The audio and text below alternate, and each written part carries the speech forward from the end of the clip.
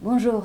Pour notre série Rencontre avec des experts de voyage, j'ai le grand plaisir et honneur de recevoir aujourd'hui Lubo Poperdanov.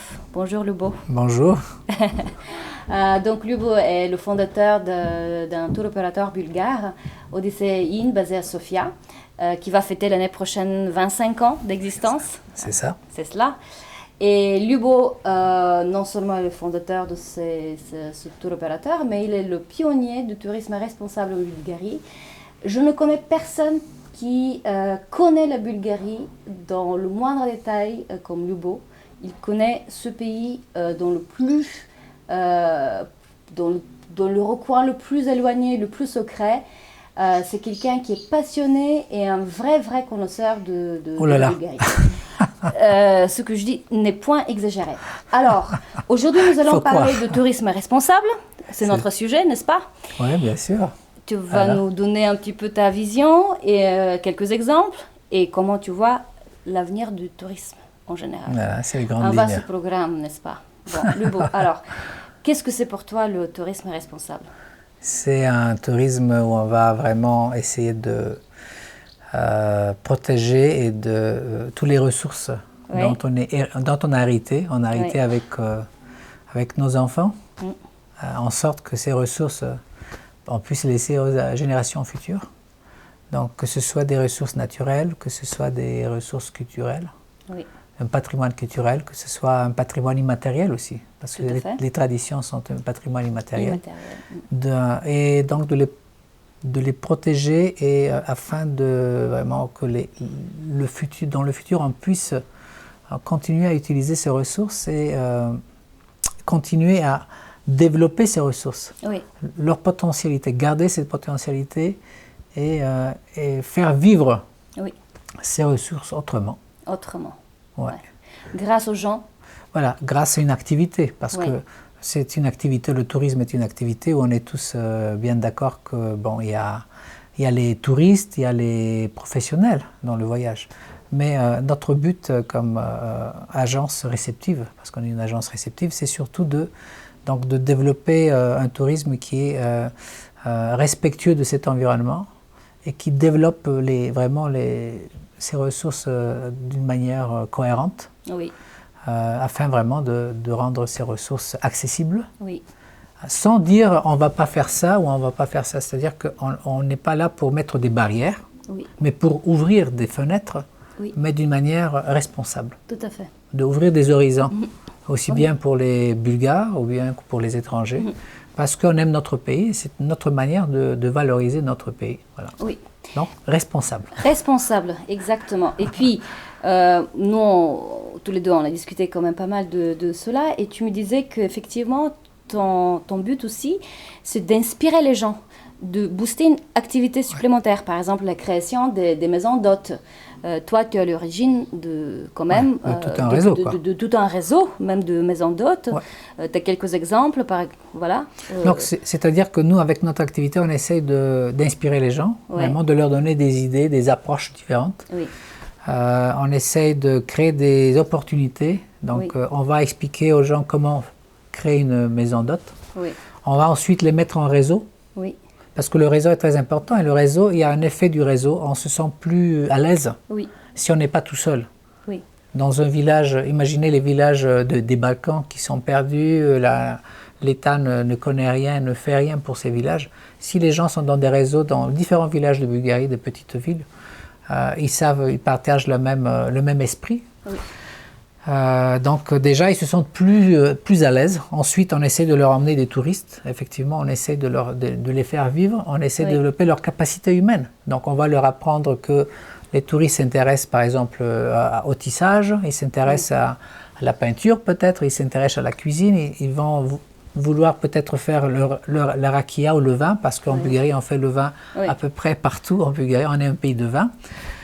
Et on va leur permettre vraiment de se rapprocher des prestataires.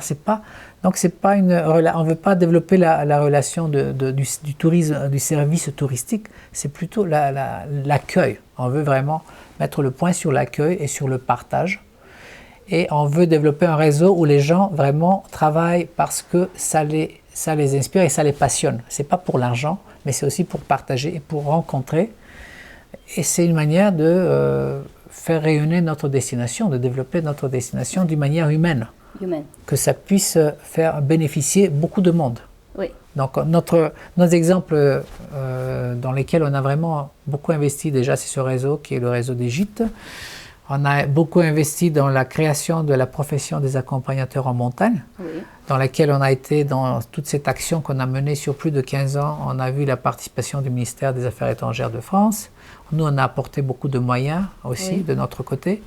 Et actuellement, on a plus de 180 accompagnateurs en montagne qui ont les équivalences des accompagnateurs français.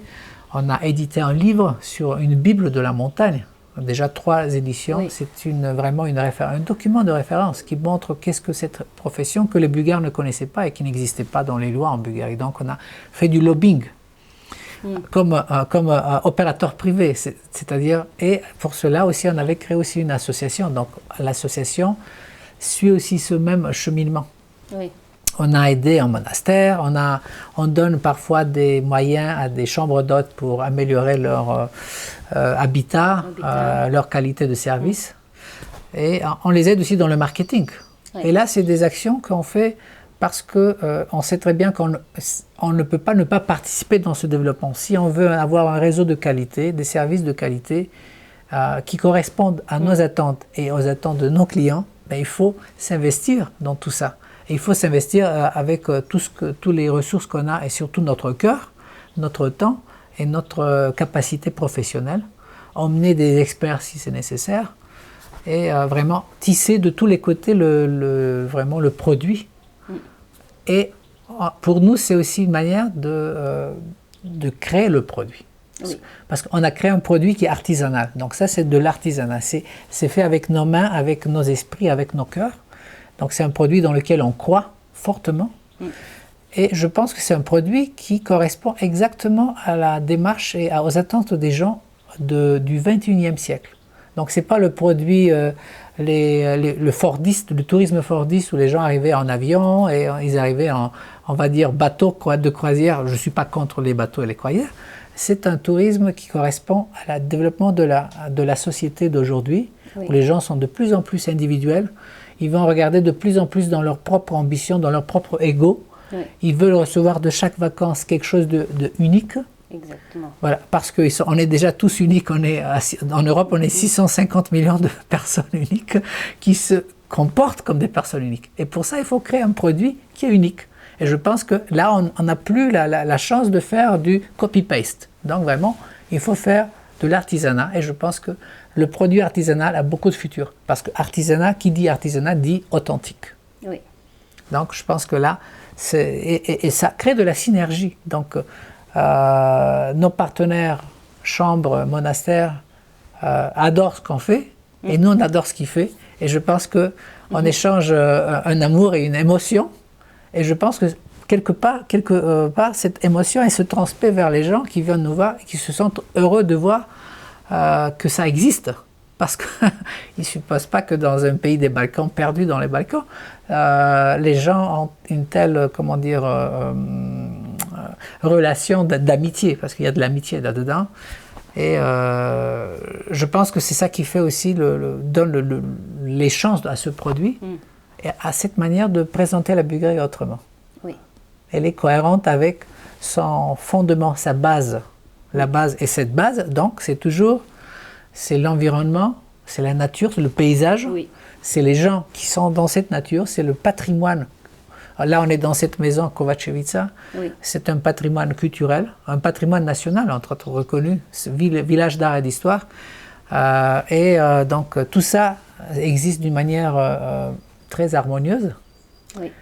Et ça, c'est le fondement de notre... Et si c'est quelque chose de harmonieux, je dirais, qui correspond un peu à l'harmonie qu'avait l'univers avant, je pense que ça a beaucoup de futur. Donc il faut que vraiment, on continue à développer dans ce sens. C'est bien ce que je crois. Et tous mes collaborateurs le croient aussi et nos guides. Donc voilà, c'est un... Tu en as combien de guides dans ton équipe? J'en ai 40. 40 guides. Plus de 40 guides. Accompagnateurs en montagne, oui. Certains aussi conférenciers dans les villes. Aussi. Donc on fait aussi des voyages, pas seulement dans la montagne, on fait des voyages vin avec vélo. On aime bien le vin, je disais déjà. On fait de la cuisine, on peut aller voir des oiseaux. Oui. Aussi. On peut faire des voyages qui sont seulement pour des femmes. Oui. Par exemple, on a fait des voyages seulement femmes où elles vont voir les broderies, elles vont voir les tissages, elles vont voir la cuisine, elles vont apprendre certains pas de danse. Et elles vont surtout voir comment vivent les femmes bulgares aussi. Voilà. Oui. Quel est leur quotidien. Parce que je pense que les gens voyagent aussi pour comprendre comment vivent les autres. Et on est bien 28 pays maintenant en Europe. Je pense que c'est très intéressant. Il ne faut pas aller très loin. Donc, qu'est-ce que le tourisme responsable encore? C'est faire des voyages authentiques, des voyages hors des sentiers battus, pas très loin de l'Europe, pas très loin de nos pays destination en Europe. Oui. Nous, en Bulgarie, on va chercher peut-être un village dans les Pyrénées. Oui. Les Français peuvent chercher un village dans les Rhodopes. Oui. Et je pense que ce n'est pas la peine de prendre des longs courriers pour faire un voyage qui a de charme et qui est vraiment qui relève de l'exotisme quelque part. Parce qu'en Europe, il y a tout, quoi. Oui, tout à fait. Donc on peut résumer qu'en fait, pour toi, le tourisme responsable, c'est des expériences uniques, authentiques, qui rendent les gens heureux, où on apprend des choses. Voilà, qui les pousse à participer. Qui les pousse à participer, c'est le tourisme participatif. C'est le tourisme participatif. Parlé voilà. Aussi, c'est cela. Et qui, effectivement, s'enrichissent davantage et ça donne beaucoup du sens à un voyage, finalement. Ouais. Parce qu'on vient, on va participer dans une activité, on ne va pas être spectateur, exactement, consommateur, mais on va vraiment s'impliquer. Et ça change tout dans la tête des gens. Et ça nous fait heureux, quoi. Ça nous rend heureux, parce que je pense que le but, je pense il y a 150 ans, lorsque le tourisme commençait en Grande-Bretagne, avec un certain train, les gens... certains, Thomas Cook. Oui, non, on ne va pas faire de publicité. Mais ce certain train, quand même... Non, mais c'est l'homme qui a créé le tourisme. D'accord, tout à fait. Voilà, mais on va dire qu'il y avait du tourisme encore à l'étape d'Alexandre de Macédoine. Oh là, parce qu'il faut dire que ces troupes, lorsqu'elles ont fait l'aller-retour vers l'Inde, je pense que ces troupes-là, les gens ont fait du tourisme aussi. Et donc, dans tout ça, il y a la recherche des horizons, il y a la recherche des émotions, et finalement, il y a la recherche d'être heureux, quoi.